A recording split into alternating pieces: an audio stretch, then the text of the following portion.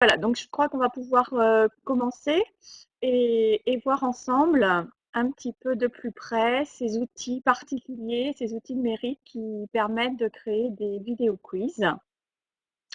Et notamment, aujourd'hui, on verra deux outils en particulier qui permettent cette création d'outils, de ressources faciles à prendre en main et qui peuvent vraiment bien vous servir à distance et permettre à vos apprenants de mieux comprendre comment aussi ils apprennent et de leur donner un certain rythme d'apprentissage. Voilà, donc les outils de vidéo quiz, ça veut dire quoi? Bah, comme le nom l'indique, hein, c'est associer un quiz à une ressource. Et cette ressource, ça va être une ressource vidéo. Donc on aura bien ces deux éléments, la vidéo que l'on va aller chercher sur un site d'hébergement ou pour certains outils, on va pouvoir utiliser une vidéo que l'on a soi-même réalisée et qui est sur le disque dur. Et ensuite, on va pouvoir poser des questions qui vont être de différentes sortes. Il y aura des modèles différents suivant euh, les modalités aussi proposées par les outils. Je regarde juste un petit peu dans le chat. Je vois qu'il y a une personne qui n'entend pas. Alors n'hésitez pas à vous déconnecter, à vous reconnecter. Est-ce que pour les autres, vous m'entendez bien?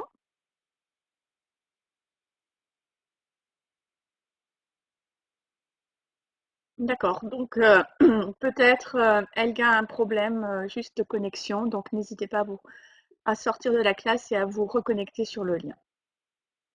Donc on associe un quiz à notre vidéo et pour voir un petit peu à quoi ça peut ressembler, parce qu'on a des cas de figure qui vont être différents suivant les outils qu'on va utiliser, je vous propose qu'on aille observer ensemble deux exemples et, et donc pouvoir analyser comment ils ont été construits. Donc observez bien comment ça se présente. Euh, le premier exemple qui va être un support proposé par une enseignante en physique-chimie et un deuxième exemple qui est lié à la culture numérique. Donc je vous propose d'aller directement sur un lien que je vais mettre également dans le chat. Donc c'est ce lien qui est dans la partie centrale ici que vous pouvez déjà cliquer, sur lequel vous pouvez déjà cliquer. Et en plus, moi je vous rajoute dans le chat,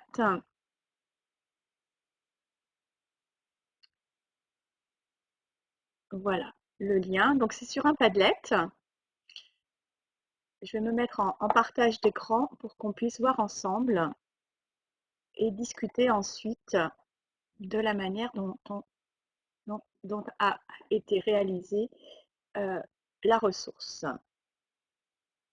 Voilà, donc je me trouve maintenant en partage d'écran. Je vais aller sur mon navigateur et aller sur la page du Padlet. Donc sur ce Padlet, donc Padlet c'est un outil aussi qu'on utilise beaucoup en formation, qui permet de mettre des ressources à disposition, qui fait partie des outils gratuits, permet de mutualiser très facilement.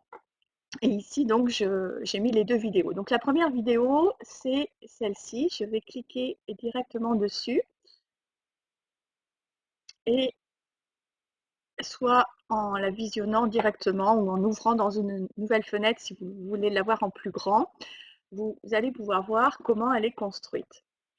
Donc ici, j'ai le titre, la présentation et puis ma vidéo qui est au milieu. Je peux faire défiler la vidéo tout de suite, hein, il n'y a pas de souci. Elle fonctionne, elle a été prise sur YouTube et on peut tout à fait la visionner au-dessus du questionnaire. Ensuite, l'enseignante a posé des questions qui sont obligatoires, on le remarque avec le petit astérix rouge. Ça veut dire que les élèves seront obligés de donner leur nom, leur prénom et certaines définitions. Donc vous voyez ici, on voit euh, des étoiles rouges, des astérix rouges un peu partout, donc toutes les réponses sont obligatoires. Si on observe, donc on a un certain nombre de questions qui peuvent être sous forme de QCM, et puis qu'est-ce que l'on voit? On voit aussi qu'il y a des points qui sont attribués à chaque question posée. Ensuite, on a des questions ouvertes, c'est-à-dire qu'ici, on demande à l'apprenant de donner ce qu'il a trouvé, lui, comme période, la valeur de la période. On peut continuer après sur le questionnaire et on remarque qu'il y a différentes questions avec insertion de photos, une autre vidéo et toujours des questions avec des QCM et des questions ouvertes. Et à la fin, l'apprenant donc doit envoyer son questionnaire. Voilà, donc là on a les éléments dont je parlais tout à l'heure. On a bien une vidéo, on en a même plusieurs. On a plusieurs vidéos et on a également des questions. Donc un quiz qui est associé directement à la vidéo. Donc ça, c'est un premier exemple. Donc vous gardez bien les éléments d'observation que vous avez fait, que vous avez eu en regardant de votre côté. Et maintenant, je vais passer à la deuxième ressource qui va être différente. Vous allez le voir tout de suite. Voilà, donc j'ai au milieu la vidéo. Je peux la faire défiler. Et là, il faut la faire défiler un petit peu pour voir ce qui se passe en fait.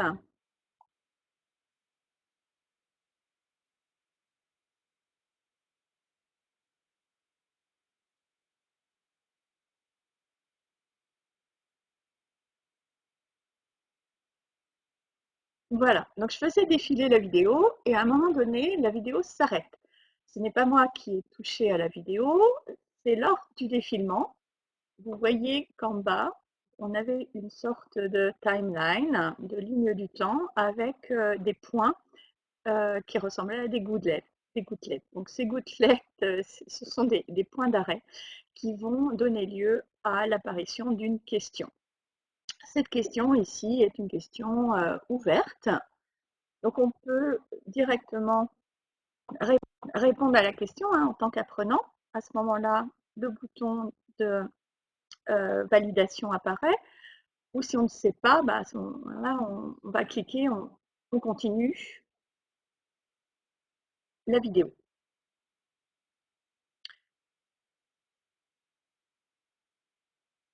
Voilà, donc là je suis sur une vidéo qui est également prise sur YouTube, on le voit, et j'ai un défilement avec différents points d'arrêt. Sur le côté, je remarque également ces différents points avec la qualification des questions. Sous quel modèle ces questions sont posées? Là, on a beaucoup de questions ouvertes. Et puis dessous, on aura le nombre de vidéos qui ont été créées par d'autres personnes sur le même type. Voilà, donc vous pouvez observer. Alors, je vais revenir avec vous en arrêtant le partage d'écran et me tourner vers vous pour voir si vous avez peut-être des remarques à faire. Est-ce que vous avez déjà remarqué avec quels outils les deux vidéos ont été conçues?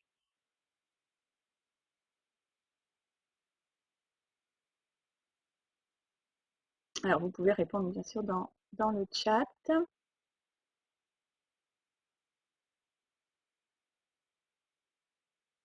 Ah, je vois qu'il y en a qui ont été très perspicaces ou qui connaissaient peut-être déjà les outils.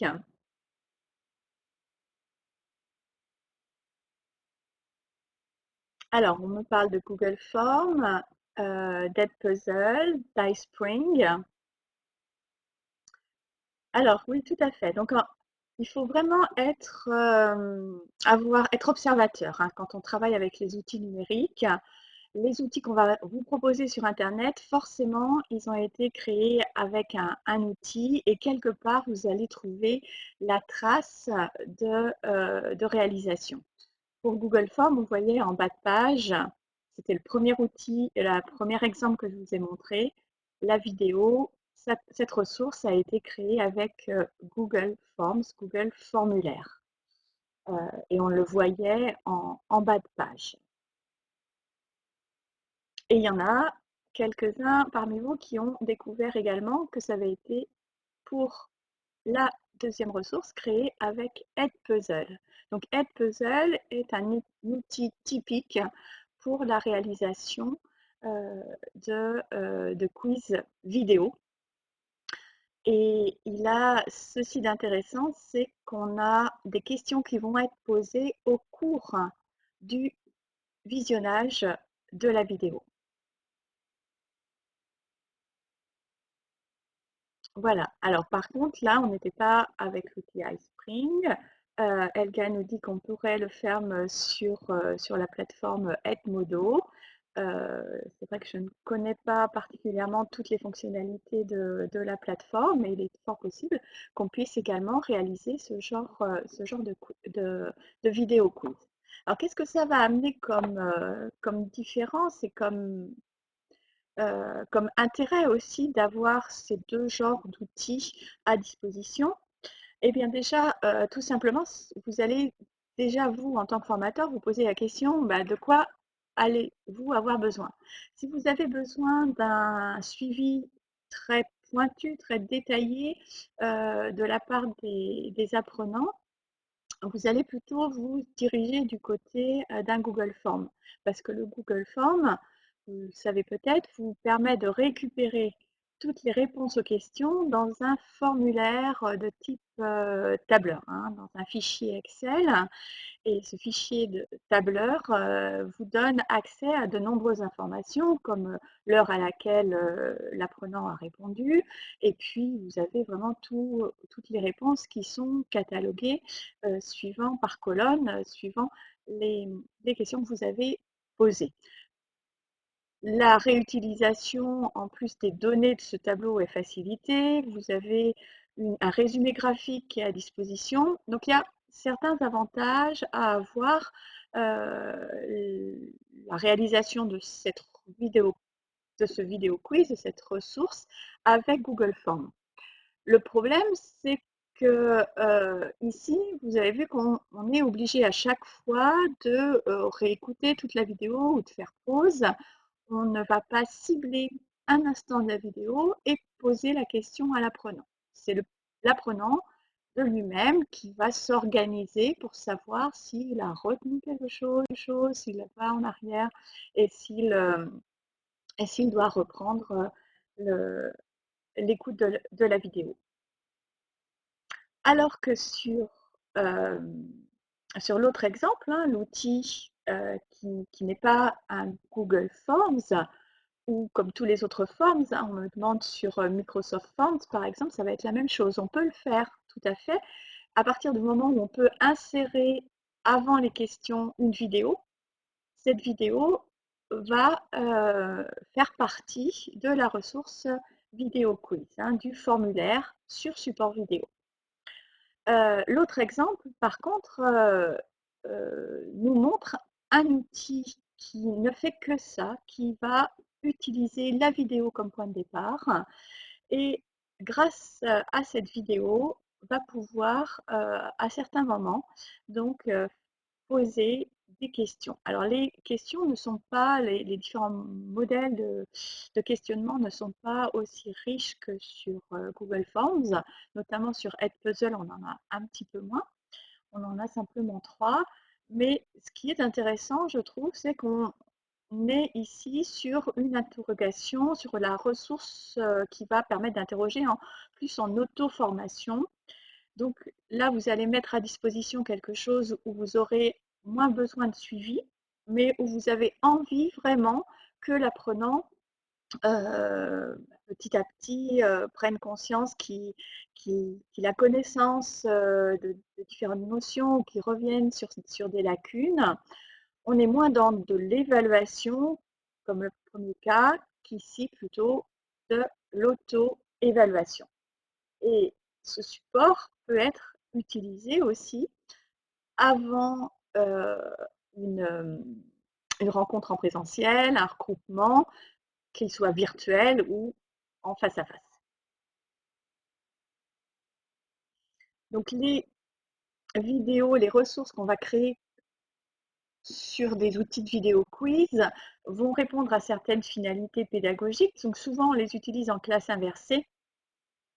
C'est vrai que c'est très pratique. Vous verrez quand vous serez très à l'aise, c'est facile à mettre en œuvre. Vous ne passerez pas énormément de temps. Sur Edpuzzle, vous pourrez réutiliser des choses qui ont déjà été faites par les membres de la communauté.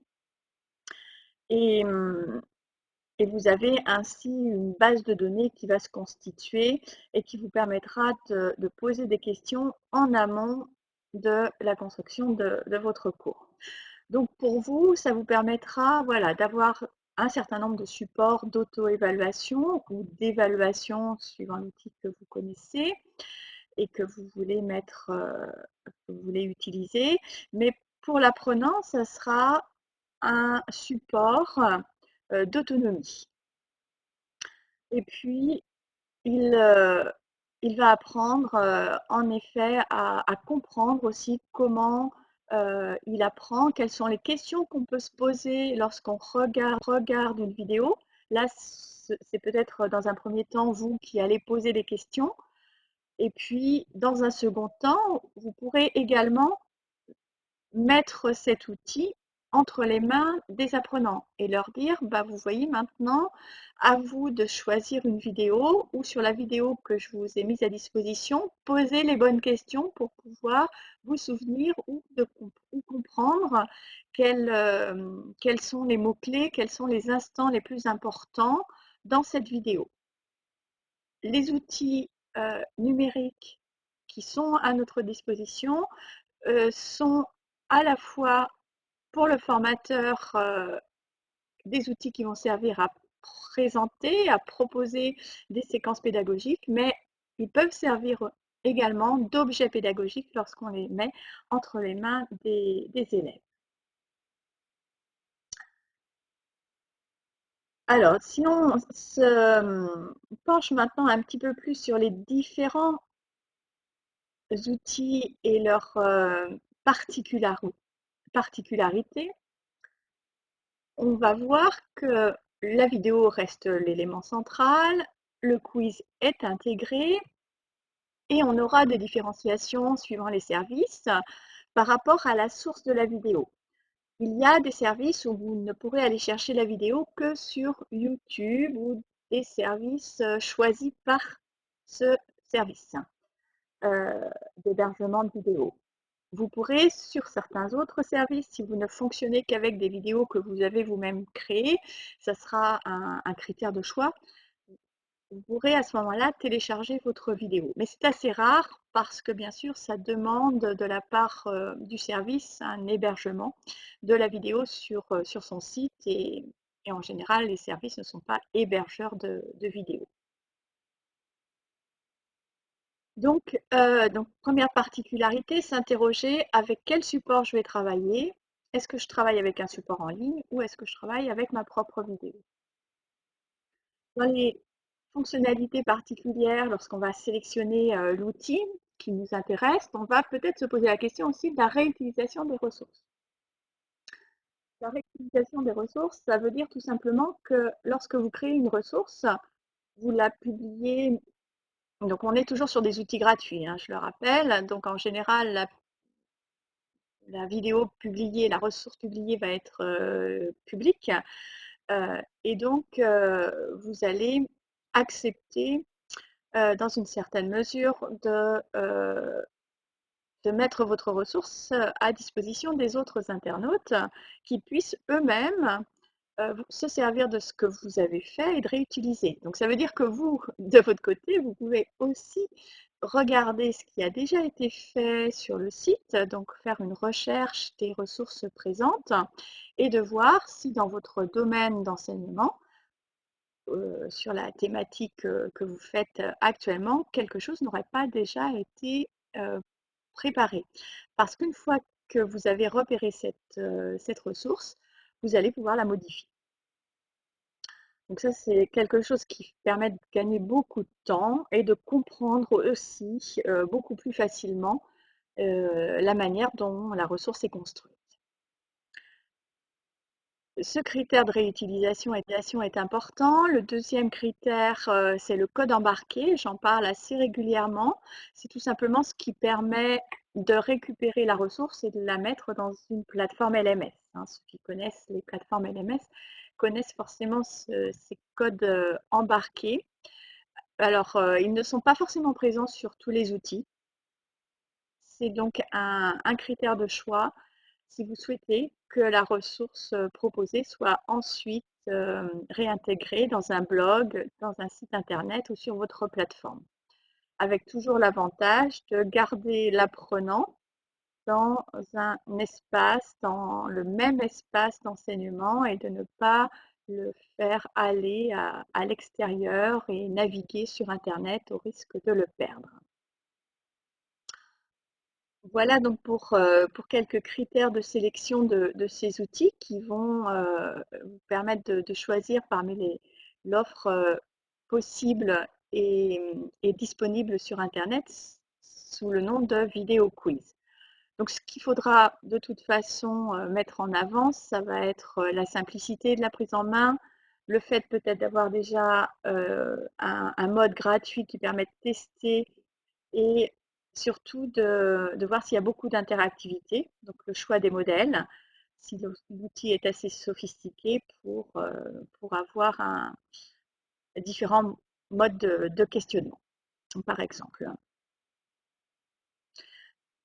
Alors, quand on a tout ça en tête, on va pouvoir voir les outils en question, donc aller faire son marché parmi tous ces outils. Donc, si vous souhaitez de la réutilisation de ressources, vous pourrez aller vers des services comme Learning Apps.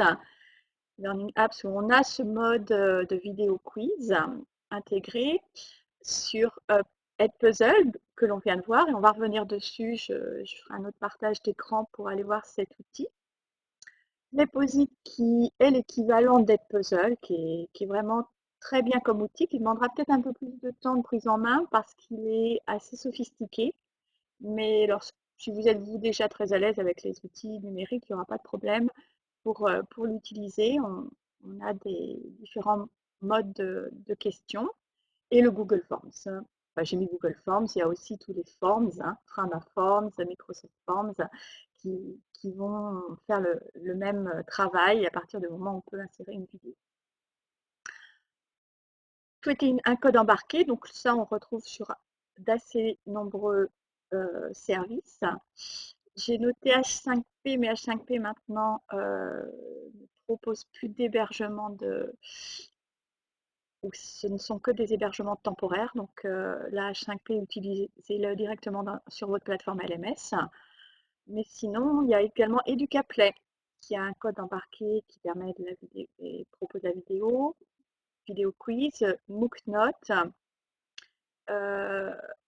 Vidéo Anne qui est assez connue également, Teachsem, Typeforms et Dialogues qui en plus proposent des discussions assez utilisées par les professeurs de langue et a cette particularité donc de proposer un espace de discussion à côté de la vidéo, donc un outil à part euh, qui peut être intéressant aussi à utiliser. Alors H5P, oui, H5P a changé sa politique commerciale il y a peu. Donc avant, on pouvait utiliser le service pour créer des ressources, mais par contre, on ne peut pas envoyer de lien, enfin garder un lien et donner le lien aux apprenants pour aller tester la ressource parce que le service où vous allez créer votre exercice. C'est un service d'hébergement temporaire. Donc en fait, si vous voulez travailler sur des ressources H5P, vous allez soit utiliser une plateforme LMS qui intègre déjà l'outil, ou vous allez créer vos, vos exercices sur la plateforme H5P, mais ensuite les télécharger pour être sûr qu'ils ne disparaissent pas. Et ça, c'est toujours dans le mode gratuit. Si vous souhaitez les avoir en ligne, à ce moment-là, vous passez par un hébergement qui est offert, mais qui est payant par H5P. Voilà la petite différence avec ce qui se passait habituellement et ce qui permettait d'utiliser de manière un peu plus pérenne le service. Et la dernière colonne, donc sur cette diapositive, dans les particularités de ces outils de vidéo quiz, c'est la possibilité de travailler à plusieurs dessus. Donc il y a peu d'outils qui le permettent. On remarquera Google Forms une nouvelle fois et ses acolytes, hein, Microsoft Forms. Et puis un autre qui s'appelle Video Notes, qui lui est assez simple d'accès. Euh, Au niveau de l'interface aussi, il n'y a pas énormément de fonctionnalités, mais au moins il est collaboratif. Donc si ça c'est vraiment un critère important pour vous, de travailler à plusieurs sur l'élaboration, là on est sur l'élaboration du questionnaire, le côté collaboratif va se faire sur l'élaboration, la création au départ de votre questionnaire, hein. Ça sera des outils que vous allez plutôt choisir, hein. Donc vous voyez, on a le choix, on a beaucoup d'outils. Moi, je vais rester sur la présentation rapide de deux outils qui sont assez faciles à utiliser et très utilisés. Donc, vous avez une banque de données qui est intéressante sur ces services, donc notamment Edpuzzle et Playposit. Donc, allons voir ensemble, peut-être dans un premier temps, Edpuzzle. Du côté, vous l'avez vu en tant qu'utilisateur. Maintenant, je vais vous le montrer en tant qu'administrateur. Je vais faire un partage d'écran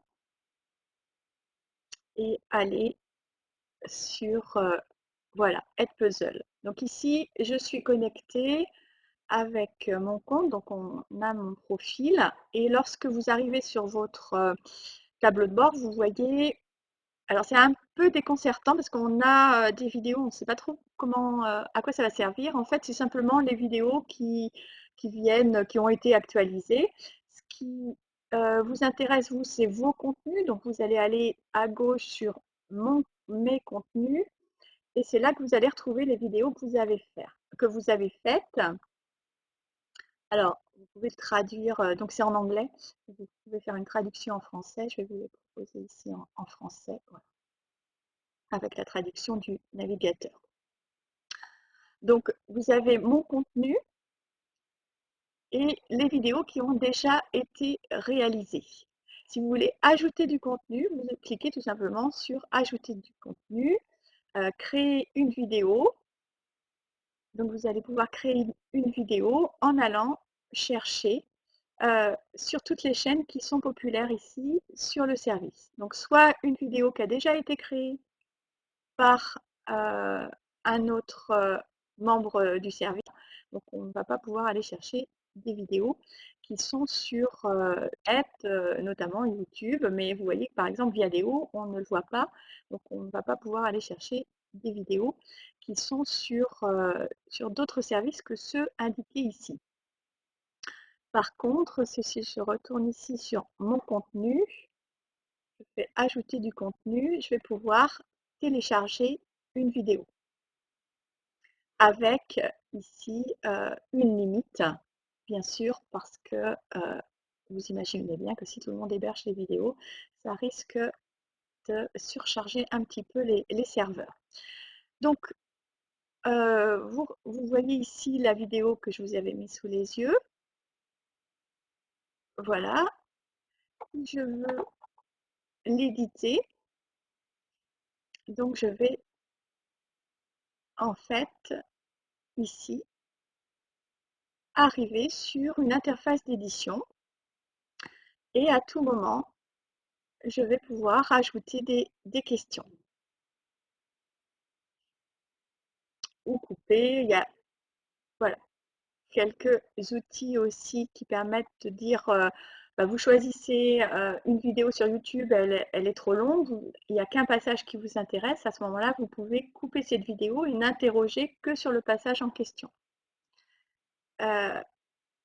Voilà, les questions, on n'en a pas énormément, hein. On a les QCM, c'est suffisant. On peut, voilà, avec dans le QCM quand même un petit éditeur de texte qui vous permet d'ajouter du texte normal, des formules mathématiques, des liens qui sont actifs, des images. Donc ça, c'est pas mal non plus. Et ce qu'on appelle, ce que vous voyez ici comme retour d'information, c'est le feedback. Ça veut dire que vous pouvez développer et donner des indications supplémentaires si l'apprenant a mal répondu ou au contraire a bien répondu.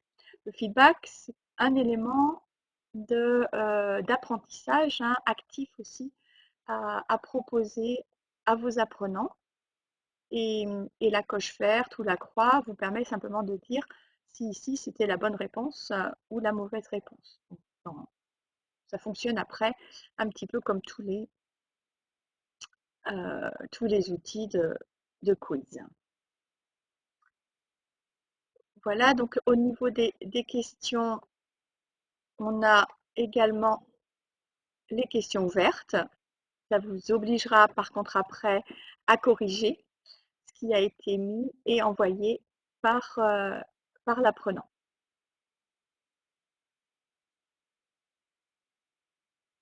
Voilà, et vous pouvez aussi simplement faire des remarques, enregistrer vos propres remarques. Il y a un micro intégré qui vous permettra, si vous souhaitez donner une consigne à l'oral, de faire la consigne à l'oral. Ou alors de demander à vos apprenants de faire un travail oral sur la vidéo. Et vous pouvez à ce moment-là écouter ce qui a été fait.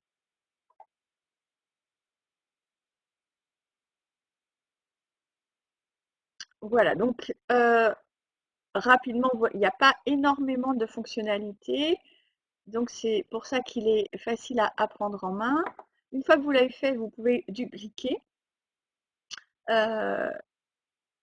et sinon l'attribuer. Donc l'attribuer, ça veut dire à ce moment-là que vous avez prévu une classe. On peut créer des classes sous Edpuzzle, c'est-à-dire on va faire un groupe, on va inviter des élèves et ensuite on proposera les différents quiz à cette classe.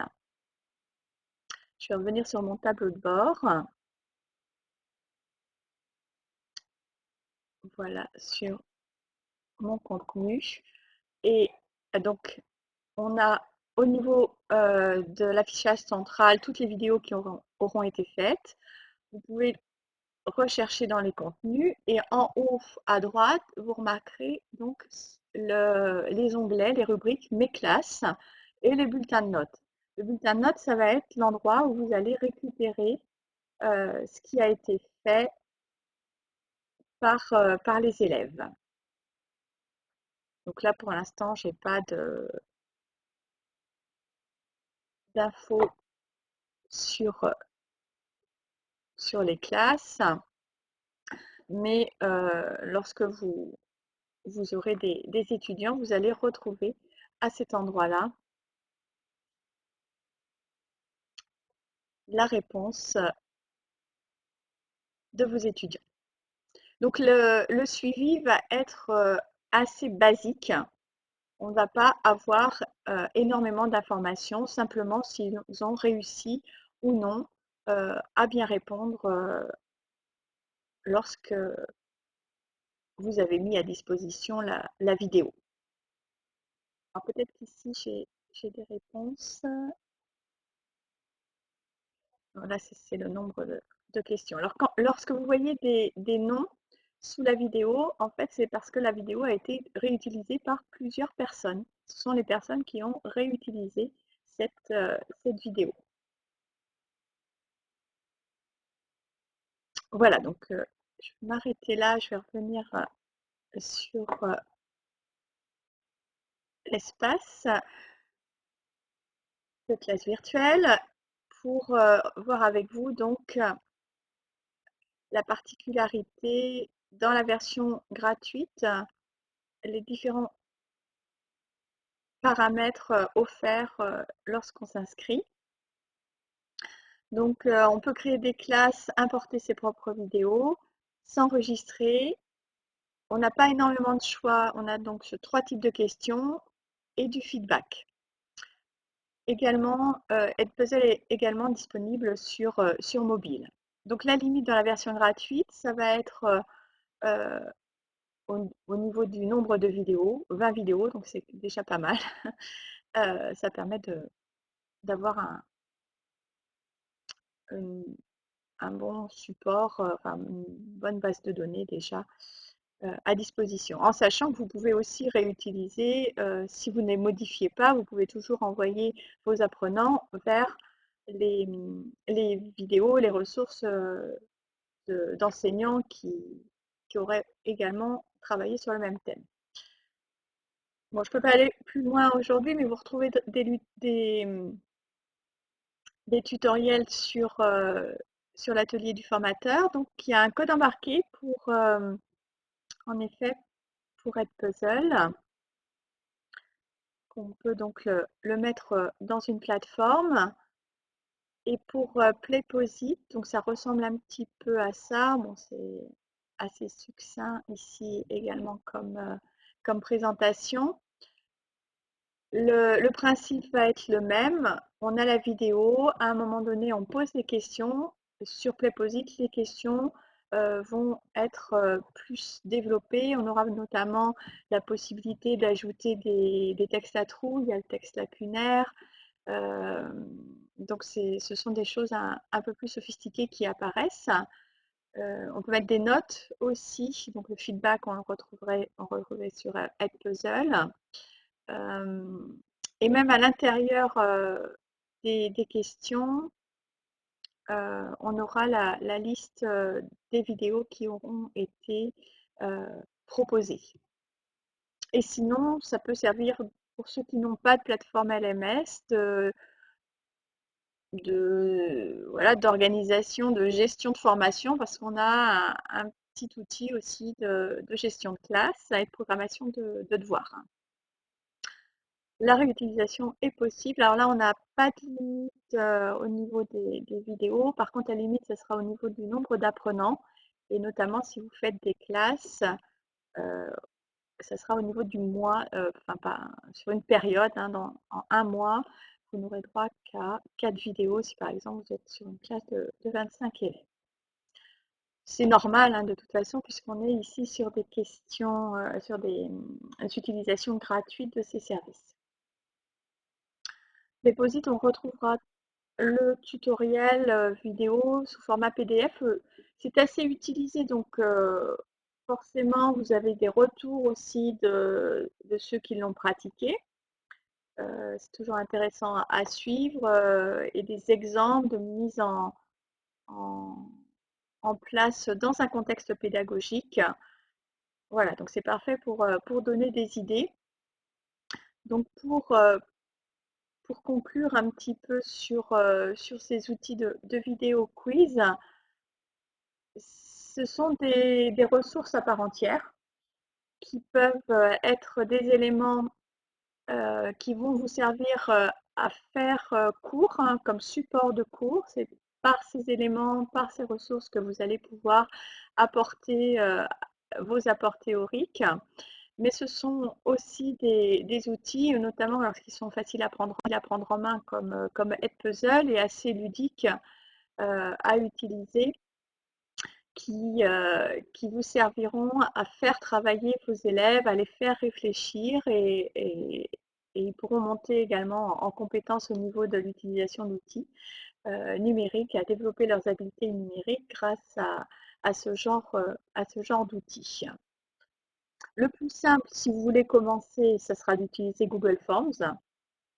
Et puis, petit à petit, aller ensuite vers des outils comme Edpuzzle et Playposit. Je vais revenir sur la diapositive de tous les outils. Peut-être que vous aviez, vous aussi, je me tourne maintenant vers vous et je regarde en même temps dans le chat s'il n'y a pas d'autres questions. Est-ce que vous connaissiez ces outils? Est-ce que vous avez utilisé peut-être d'autres outils qui ne figurent pas sur cette carte?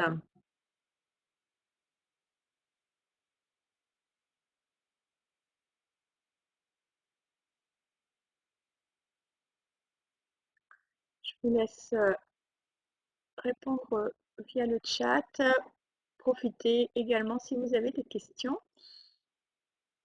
concernant les outils de vidéo quiz.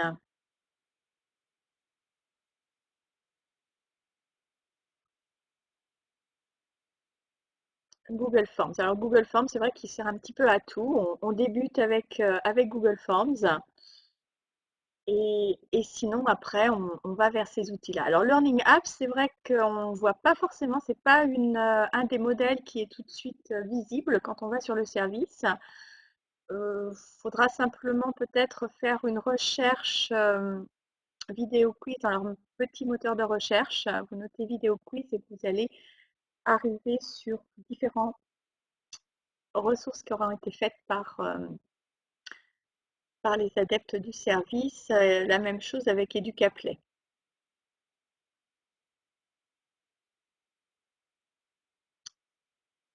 Voilà, donc